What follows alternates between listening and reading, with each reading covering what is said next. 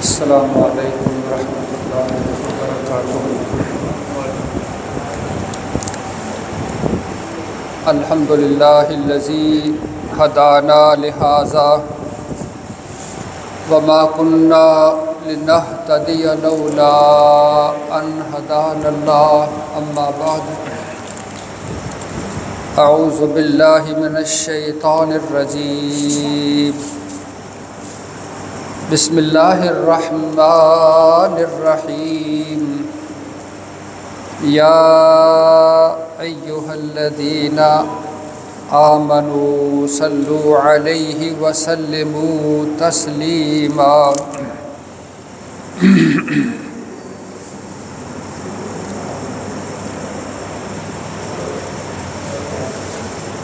اللہ تعالیٰ کی توفیق سے آپ کے سامنے 22واں پارہ سورۃ الاحزاب کی آیت نمبر 56 تلاوت کی گئی ہے۔ اس آیت مبارکہ کے اندر اللہ فرماتے ہیں، ان اللہ، بے شک اللہ تعالیٰ، و ملائکتہ، اور اس کے فرشتے، یصلون علی النبی صلی اللہ علیہ وسلم، نبی صلی اللہ علیہ وسلم پر درود بھیجتے ہیں، رحمتیں فرماتے ہیں۔ یا ایھا الذین آمنوا، اے ایمان والو، صلو علیہ وسلموا تسلیما، ایمان والو تم بھی میرے نبی پر علیہ السلام صلات بھی اور سلام بھی بھیجو۔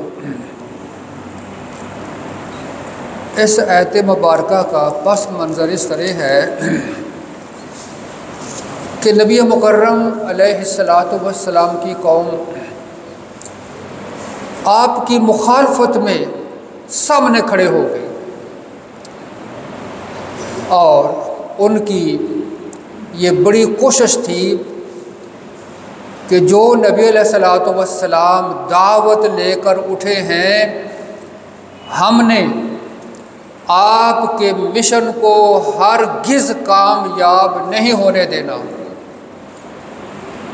آپ کی دشمنی مخالفت میں انہوں نے کوئی کسر نہ چھوڑی، اور ایک ایسا انہوں نے طوفان کھڑا کر دیا تھا کہ آپ پر طعن و تشنیع اور ایذائیں دکھ پہنچاتے تھے، اور جو آپ پر ایمان لانے والے تھے ان پر بھی تشدد کرتے تھے، سختیاں کرتے تھے، دکھ پہنچاتے تھے۔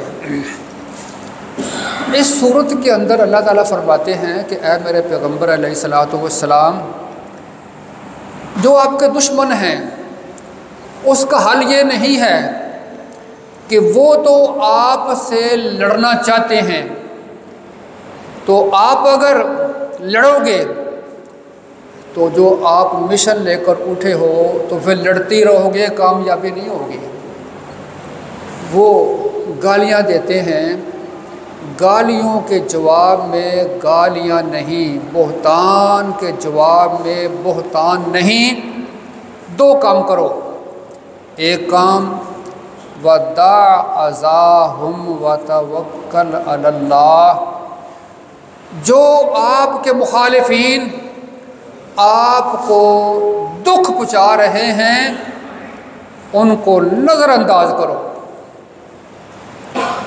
کہو میں مراد نہیں ہوں، جو وہ مطلب غلط باتیں کرتے ہیں ان کو کرنے دو، وتوکل علی اللہ۔ اور دوسری بات یہ ہے کہ جو وہ دشمنی کر رہے ہیں ان کا معاملہ میرے سپرد کر دو، اپنے اللہ کے سپرد کر دو۔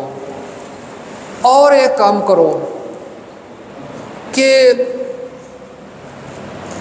آپ کی قوم کے لوگ وہ آپ کو برا کہتے ہیں، تو آپ جو آپ کو ماننے والے ہیں انہیں کہو وہ کثرت کے ساتھ برا کہتے ہیں، تم ان سے بڑھ کر اپنے نبی پر سلام بھی پڑھو، صلات بھی پڑھو، کثرت کے ساتھ سلام پڑھو۔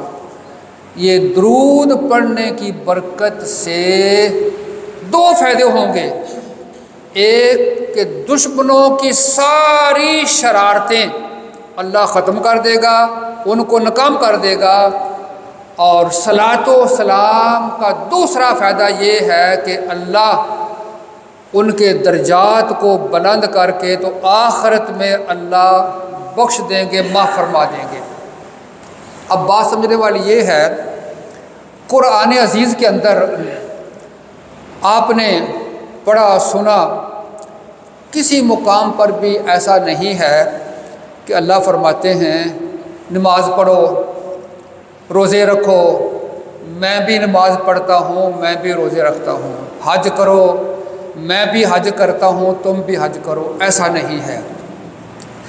لیکن درود کے بارے میں اللہ فرماتے ہیں کہ میں بھی اپنے پیغمبر پر رحمت کرتا ہوں، صلات و سلام کرتا ہوں، تم بھی کرو۔ کیا عظمت ہے ہمارے پیارے پیغمبر علیہ الصلوۃ والسلام کی، کتنی خصوصیت ہے، ایک واحد مقام ایسا ہے کہ اللہ فرماتے ہیں جو کام میں بھی کرتا ہوں تم بھی کرو۔ وہ کام کیا ہے؟ ان اللہ، تاکید کے ساتھ فرمایا، ان اللہ، بے شک اللہ تعالیٰ، یصلون علی النبی، نبی علیہ الصلوۃ والسلام پر رحمت کرتے ہیں، رحمت کی بارش برساتے ہیں، اور فرشتے آسمان پر بھی جو حاملین عرش ہیں، فرشتوں کا کوئی تو کچھ شمار ہی نہیں ہے، عرش پر، آسمان پر فرشتے ہیں، زمین پر بھی فرشتے ہیں، تو فرشتے آسمان پر میرے پیارے پیغمبر علیہ الصلوۃ والسلام کے لیے اللہ کے حضور رحمت کی دعائیں کرتے ہیں، کہتے اللہ جو آپ کا رسول دین لے کر اٹھا ہے، کوشش کر رہا ہے، اللہ ان کو غالب کر دے۔ تو فرشتوں کے ساتھ موافقت کرتے ہوئے ایمان والو، تم بھی میری زمین پر کثرت کے ساتھ صلات و سلام پڑھو۔ گرامر کے لحاظ سے ایک بات تو یہ ہے کہ انا تقید کے لیے آتا ہے کہ یہ حکم ایمان والوں کو ہے، یا ایھا الذین آمنوا، جو ایمان والا ہے، دراصل اس کے ایمان کا تقاضا یہ ہے کہ وہ درود شریف کو نماز کے اندر بھی، نماز کے علاوہ بھی اپنے اوپر لازم کر لے۔ اور یصلون، یہ گرامر کے لحاظ سے مضارع کا صیغہ اس کا معنی ہوتا ہے استمرار، یعنی لگاتار۔ جس طرح لگاتار اللہ تعالیٰ، اللہ کے فرشتے صلات و سلام کو جاری رکھتے ہیں، ایمان والو تمہارے ایمان کا یہ تقاضا ہے تم بھی کثرت کے ساتھ لگاتار چلتے پھرتے اٹھتے بیٹھتے صلات و سلام درود کو اپنے اوپر لازم کر لو۔ حضرت ابی بن کعب رضی اللہ تعالیٰ عنہ، ابو داود کی حدیث ہے، عرض کرتے اللہ کے رسول علیہ الصلوۃ والسلام، میں ذکر اذکار کرتا رہتا ہوں، تو کیا درود شریف کے لیے کتنا وقت نکالوں؟ فرمایا جتنا چاہو نکالو، جتنا چاہو نکالو۔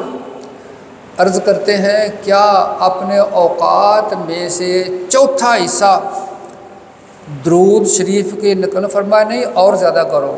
جی تیسرا حصہ؟ فرمایا اور زیادہ کرو۔ جی آدھا؟ فرمایا اور زیادہ کرو۔ تو پھر میں درود ہی پڑھتا رہوں؟ آپ فرمایا اگر درود کو تو اپنے اوپر لازم کر لے گا تو دنیا کے اندر جتنے بھی مشکلات، جتنی بھی رکاوٹیں، جتنے بھی دکھ غم ہیں، اللہ دور فرما دیں گے، اور آخرت کے اندر اللہ تعالیٰ تیری کامیابی کا اسباب درود شریف بنا دیں گے۔ یہ فائدہ ہے درود شریف کا۔ تو اس میں حکم ہے دو کاموں کا، ایک ہے سلو درود اور ایک ہے سلام۔ نبی علیہ الصلوۃ والسلام نے صحابہ کرام کو سلام بتا دیا تھا، تو سوال کرتے اللہ کے رسول آپ نے ہمیں قرآن کی آیت سنائی ہے کہ درود پڑھو، سلام پڑھو۔ سلام تو آپ نے بتا دیا ہے کہ التحیات میں ہے السلام علیکہ ایھا النبی ورحمۃ اللہ، یہ تو سلام ہے۔ تو صلاۃ کیا ہے؟ حضرت کعب بن عجرہ بیان کرتے ہیں جب ہم نے یہ سوال کیا تو نبی علیہ الصلوۃ والسلام خاموش ہو گئے، اور ہم نے آپ کی خاموشی کو دیکھ کر محسوس کیا کہ ہم سوال نہ ہی کرتے، آپ نے پسند نہیں کیا، تو آپ پر وحی کی کیفیت طاری ہو گئی۔ تو بعد میں فرمایا کہ تم نے سوال کیا ہے صلو، کہ صلاۃ کیا ہے، پڑھو اللہم صلی علی محمد وعلی آل محمد۔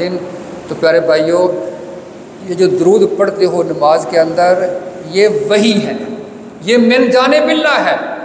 لوگوں نے کئی درود کے الفاظ اپنی طرف سے بنا لیے ہیں، ان کا کوئی فائدہ نہیں ہے، یہ وحی ہے۔ اور بغیر نبی علیہ الصلوۃ والسلام کی وحی پر ایمان لائے عمل کیے بغیر کامیابی نہیں ہے۔ قرآن عزیز کے اندر صرف حکم ہے سلام بھی پڑھو، صلاۃ بھی پڑھو، نہ قرآن کے اندر سلام ہے نہ صلاۃ ہے۔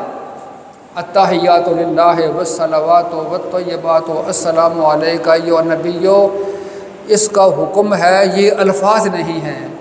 اور اللہم صلی علی محمد وعلی آل محمد بھی یہ درود شریف قرآن کے اندر نہیں ہے، تو کیا ثابت ہوا؟ جب تک نبی علیہ الصلوۃ والسلام کی حدیث پر عمل نہ کیا جائے اس وقت تک قرآن پر بھی عمل نہیں ہو سکتا۔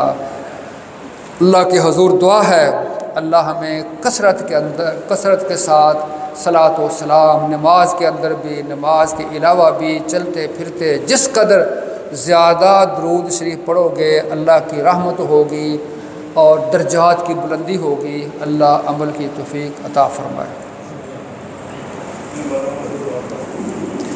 اچھا بھائی، مریضوں کے لیے دعا ہے۔ یا رب لک الحمد کما ینبغی لجلال وجہک وعظیم سلطانک، اللہم صلی علی محمد وعلی آل محمد وبارک وسلم۔ اللہم احسن عاقبتنا فی الامور کلہا واجرنا من خزی الدنیا وعذاب الآخرہ۔ اے اللہ، جتنے بھی بحالت ایمان وفات پا چکے ہیں سب کی مغفرت فرما۔ اللہ، جتنے بھی ہسپتالوں میں، گھروں میں مریض ہیں، اللہ سب کو صحت کاملہ عاجلہ عطا فرما۔ اللہ، جتنے بھی ہمارے بھائی کسی مسئلے کے اندر پریشان ہیں اللہ ان کی پریشانیوں کو دور فرما۔ اللہ، جو بھی بحالت ایمان وفات پا چکے ہیں اللہ ہمیں ان کے نقش قدم پر چلا۔ اے اللہ، ہماری اولادوں کو نیک بنا دے۔ اللہ، ہماری اولادوں کا تعلق مسجد کے ساتھ، قرآن کے ساتھ وابستہ فرما۔ اے اللہ، ملک پاکستان کی حفاظت فرما۔ اے اللہ، جو پاکستان کے دشمن ہیں ان کے ناپاک ارادوں کو خاک میں ملا دے۔ اے اللہ، ہر شر سے، ہر فساد سے، ہر فتنے سے اللہ بچا کر رکھنا۔ ربنا تقبل منا انک انت السمیع العلیم وتب علینا انک انت التواب الرحیم، آمین یا رب العالمین۔